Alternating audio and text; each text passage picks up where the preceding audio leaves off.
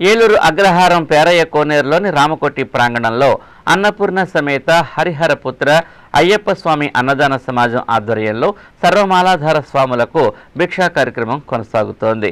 ఇందులో భాగంగా మంగళవారం స్వాములంతా అయ్యప్ప శరణఘోషలు చెప్పి భిక్షను స్వీకరించారు. ప్రముఖ వ్యాపారవేత్త నూకల రామకృష్ణ, అమ్మాజీ దంపతులు ఈ భిక్షా కార్యక్రమాన్ని ఏర్పాటు చేశారు. ఈ సందర్భంగా సమాజం అధ్యక్షులు కొట్టు మధు మాట్లాడుతూ ప్రతిరోజు పెద్ద సంఖ్యలో స్వాములు భిక్షా కార్యక్రమంలో పాల్గొంటున్నారని చెప్పారు. ఈ భిక్షా కార్యక్రమానికి పరోక్షంగాను ప్రత్యక్షంగాను ఎంతో మంది దాతలు సహకరిస్తున్నారని పేర్కొన్నారు.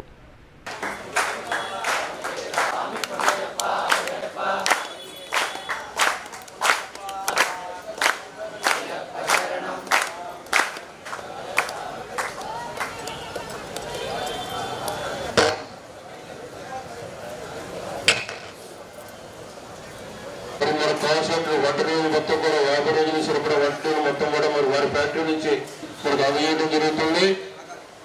అలాగే దీపక్ ఎగ్జాంపుల్స్ ప్రైవేట్ లిమిటెడ్ అధినేత అయినటువంటి అడిషనల్ సుబ్రహ్మణ్యం గారు మరొస్తారు. అలాగే ఆకుకూరల పెళ్లిగారు రాజు గారు,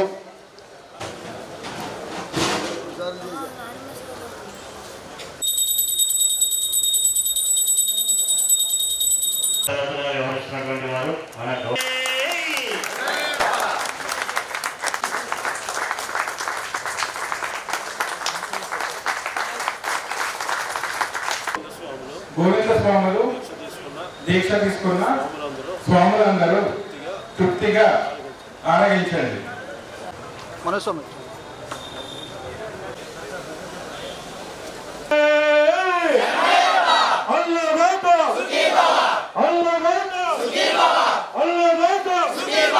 మరి ఈరోజు భిక్షా ప్రదాతలుగా వ్యవహరించినటువంటి వారు శ్రీ నూకల రామకృష్ణ గారు, అమ్మాజీ గారుల దంపతులు.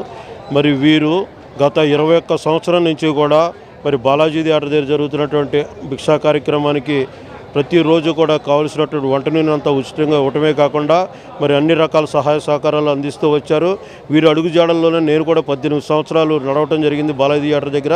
మరి గత 3 సంవత్సరాల నుంచి ఇక్కడ రామకోటి ప్రాంగణంలో భిక్షా కార్యక్రమం మొదలుపెట్టినప్పటి నుంచి కూడా మరి నాకు విన్నట్టు ఉంటూ నన్ను ఆశీర్వదిస్తూ మరి ఏది కావాలన్నా కూడా మరి సమకూరుస్తూ, అలాగే ఇక్కడ కూడా ఆయిలే కాకుండా ఎటువంటి అవసరం వచ్చినా సరే మేము ఉన్నాము అని మా కుటుంబ పెద్దగా, మా తల్లిదండ్రులలాగా నిలబడి మరి మా చేత ఈ కార్యక్రమం నడిపిస్తున్నందుకు జీవితాంతం కూడా రుణపడి ఉంటామని తెలియజేస్తూ, మరి అలాగే మేము ఓపికన్నంత వరకు ఈ కార్యక్రమం రామకోటి గ్రౌండ్లో చేయడానికి మరి సహాయ సహకారాలు కావాలని కోరుకుంటూ మరి సెలవు తీసుకుంటున్నాను.